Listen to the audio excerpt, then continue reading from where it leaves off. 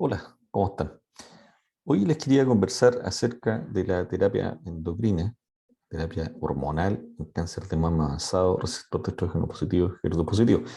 Probablemente esta es la situación más frecuente en cáncer de mama avanzado.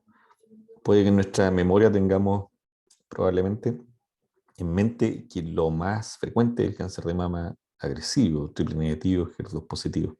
Sin embargo, dado que la mayor parte de los cánceres de mama son hormonodependientes, también en el escenario avanzado, esta es la situación más frecuente, es decir, un cáncer de mama receptor de estrógeno positivo, HER2 negativo. Vamos a hablar brevemente y mencionar algo de la epidemiología en Chile, analizar biomarcadores, definir y aplicar tal vez conceptos de crisis visceral, reflexionar acerca de opciones de tratamiento y el enfoque, mencionar algunas coberturas breves del Ministerio de Salud en Chile y enumerar algunos recursos que están online que pueden ser de utilidad en la toma de decisiones de pacientes con cáncer de mama o el análisis de la información. ¿Hay más cáncer de mama en mujeres jóvenes hoy en Chile? Es una pregunta y una impresión que tenemos muchos de nosotros o que nos refieren algunos colegas o incluso muchos pacientes y familiares. Esta percepción de que cada vez mujeres más jóvenes tienen cáncer de mama. Durante la presentación vamos a ver si respondemos a esa pregunta. Los quiero invitar a un caso clínico. Esta es una mujer de 34 años, sin comorbilidades. Su tía abuela materna tuvo un cáncer de mama a los 60 años y tiene un estudio de BRCA negativo. Ella en octubre del año 2016 tuvo un cáncer de mama derecho, PT3N1M0, o sea, un tumor localmente avanzado, hormono dependiente, HER2 negativo. Se hizo una cirugía de entrada, mastectomía total con disección axilar que nos mostró ese PT3N1. Hizo quimioterapia ayudante con un esquema de antraciclina, ciclofamida y taxano. Hizo radioterapia y luego quedó con tamoxifeno que inició en julio del año 2017. En ese momento ella no deseaba supresión ovárica. El año 2019, alrededor de 12 años después, aparece entonces con metástasis óseas pulmonares, linfangitis y ganglios en mediastino. Se hizo una biopsia ósea que confirmó que lo que había era un cáncer de mama similar al anterior, receptor de estrógeno positivo, HER2 negativo. Ahí la paciente se sometió a una salpingo o oophorectomía bilateral para supresión ovárica y en la biopsia del ovario apareció metástasis también de cáncer de mama. Este es un resumen de la historia para nosotros, un resumen oncológico, una mujer de 34 años, perimenopáusica, con un cáncer de mama receptor de estrógeno positivo, HER2 negativo, que se presenta con una recurrencia sistémica 2 años después de tamoxifeno adyuvante, estando con tamoxifeno y PRCA negativo. Por temas de regulatorio, administrativo, inició capecitabina en espera de una aprobación de su seguro de salud de iniciarse de magromatasa. Finalmente su partió en noviembre del año 2019 y en julio del año 2021 presenta una progresión. Ahí vemos la tomografía con emisión de positrones que muestra una progresión ganglionar ósea y también una lesión en el hígado. Entonces, esta misma paciente con una primera progresión tras el uso de niordromatasa y un CDKI. Algunas reflexiones de este caso. Esta presentación no tiene como objeto revisar cáncer de mama en detalle, sino tal vez orientar y mostrar cómo pensamos o cómo pensé yo cuando tratamos a esta paciente y qué preguntas pueden servir en este caso para investigar, para motivar el estudio. El cáncer de mama en mujeres jóvenes es frecuente el cáncer de mama. Obviamente vamos a tener mujeres jóvenes con cáncer de mama. Menos del 10% de los casos son mujeres de menos de 40 años. Habitualmente este grupo etario tiene tumores más agresivos, aun si son tumores receptor de estrógeno positivo, son menos dependientes de la expresión de estrógenos, tienen niveles de proliferación celular medidos a través de Ki-67 más elevados y tienen con mayor riqueza, mayor proporción subtipos agresivos de cáncer de mama que pacientes adultos mayores, por ejemplo.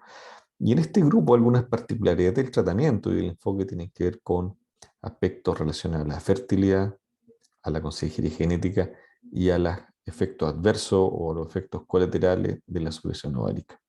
También, como en todo cáncer de mama, surge la pregunta si la paciente está o no en crisis visceral hice más allá de la biopsia que nos muestra que este es un cáncer de mama, receptor de estrógeno positivo, HER2 negativo, ¿necesitamos algún otro biomarcador?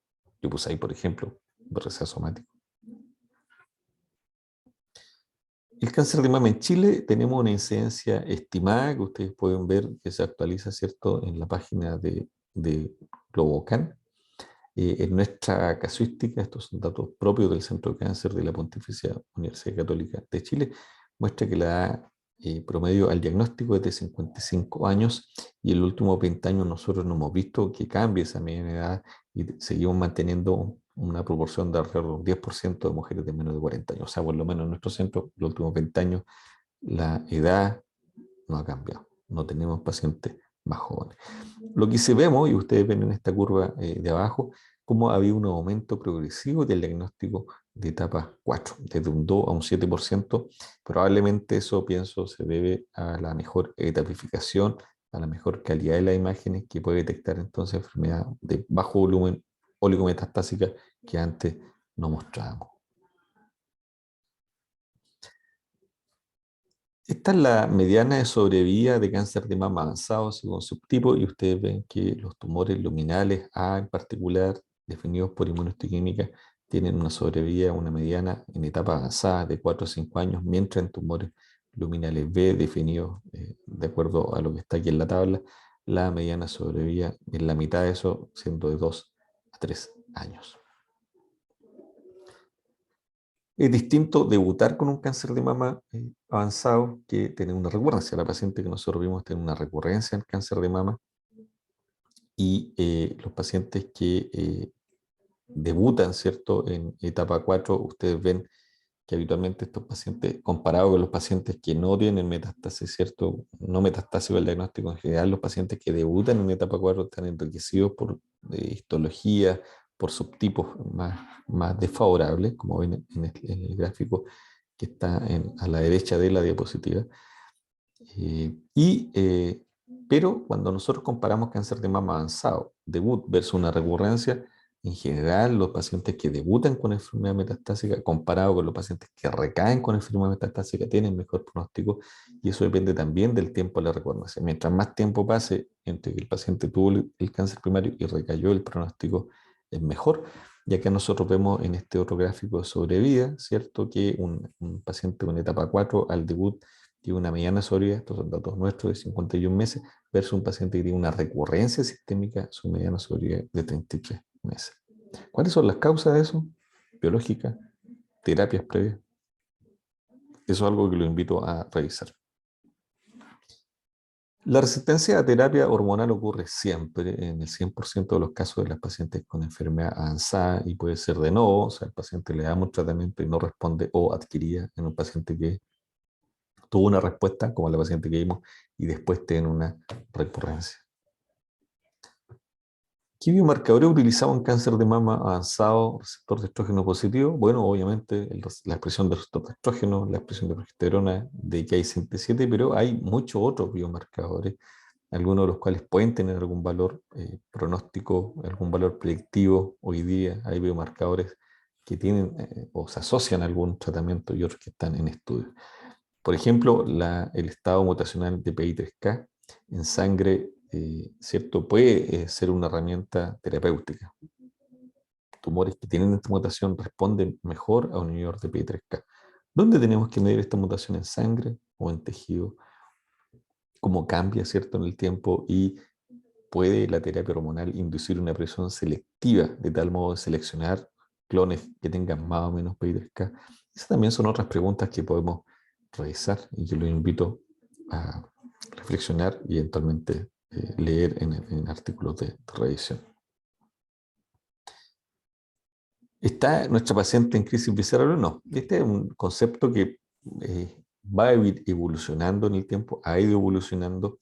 Existe un consenso que sale cada cierto tiempo, ¿cierto?, de cáncer de mama avanzado, el ABC5 en su versión actual, que define crisis visceral como una disfunción severa de órganos o síntomas severos con progresión rápida que podrían asociarse, ¿cierto?, a algún examen de laboratorio, como los que están ahí, principalmente que tienen que ver con elevación de la bilirrubina en forma muy rápida, obstrucción de la vía biliar,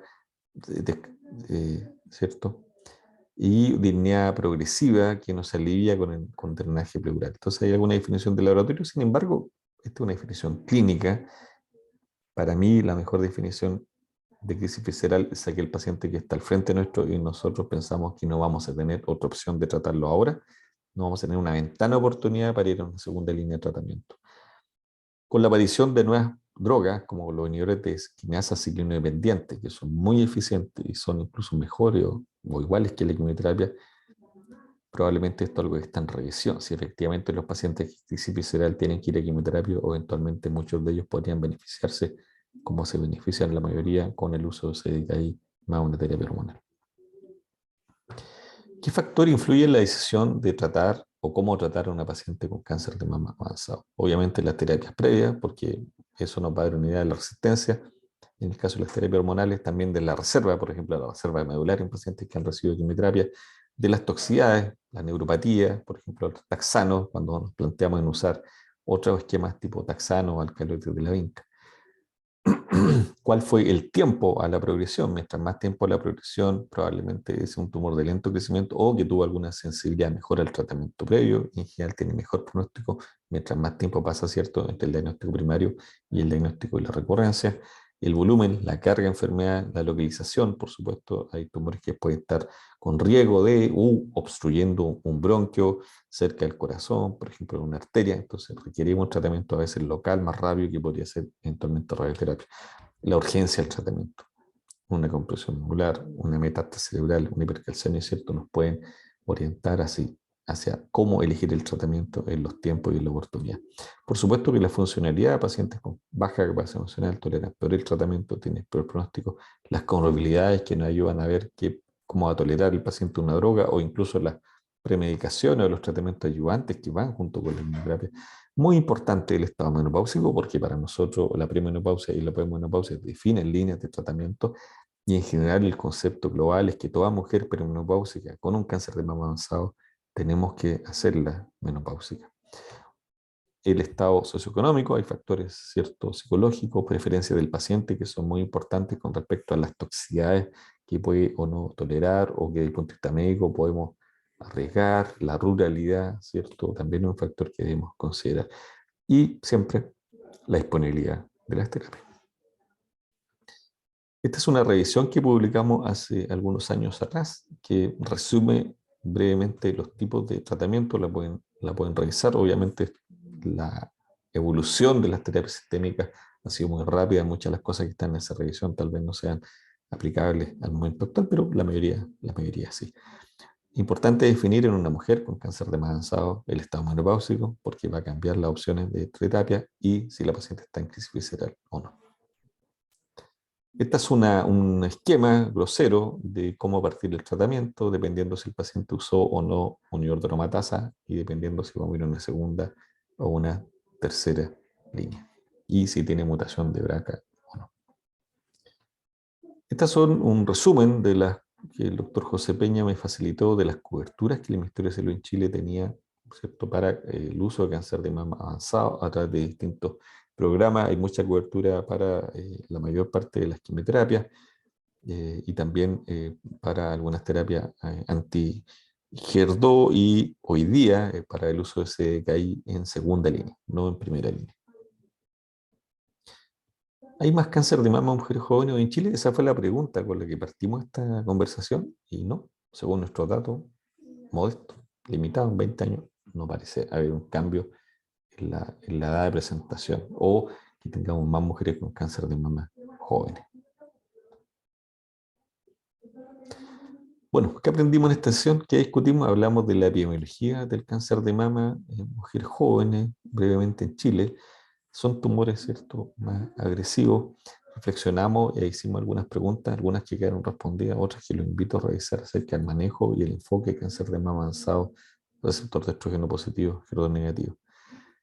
Existen situaciones, así como existe la situación del cáncer de mama en mujeres jóvenes, hay muchas otras situaciones especiales que son motivo de estudio o de reflexión. El cáncer de mama inflamatorio, el cáncer de mama y embarazo, el cáncer de mama, como vimos ahora, en un extremo etario, en las jóvenes, pero también en adultos mayores, o el cáncer de mama en hombres.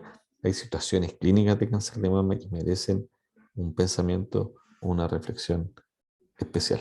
Aquí les coloco un montón de links, directos links, así que se puede copiar y apretar a, por ejemplo, a Globocan, que nos da estadística de cáncer actualizada en todo el mundo, al Breast Predict Tool UK, que es una herramienta que permite calcular el beneficio de los tratamientos adyuvantes en cáncer de mama. Otra herramienta también que permite calcular el beneficio del tratamiento, LifeMap. OncoAssist, un app que pueden bajar al celular que tiene muchas herramientas, cáncer en general, pero también tiene muchas buenas para cáncer de mama. Hay herramientas también que permiten calcular el beneficio de los tratamientos en cáncer de mama avanzado y el pronóstico también y el riesgo de metástasis, por ejemplo. Herramientas que pueden calcular el, el riesgo y el beneficio de hacer estudios hereditarios y cómo hacer un seguimiento en esas pacientes. Existen algunos calculadores para determinar el pronóstico de pacientes con metástasis cerebrales. Existen algunas páginas que permiten calcular beneficio de sobrevida y de algunos tratamientos de cáncer de mama metastásico, por ejemplo. Y también hay bibliografía recomendada, hay guías clínicas de cáncer de mama, reportes positivos, HER2 negativos, está el consenso de cáncer de mama avanzado, herramientas como el PEDIC, un calculador del MD Anderson para determinar pronósticos de distintos tipos de cáncer de mama, y también un homograma del Memorial Sloan Kettering Cancer Center. Así que hay muchas referencias online entretenidas porque son dinámicas y uno puede ir aplicando el caso en particular para tener una idea pronóstica. Nos estaremos viendo para otra instancia de conversación de cáncer de mama. Muchas gracias. Hasta luego.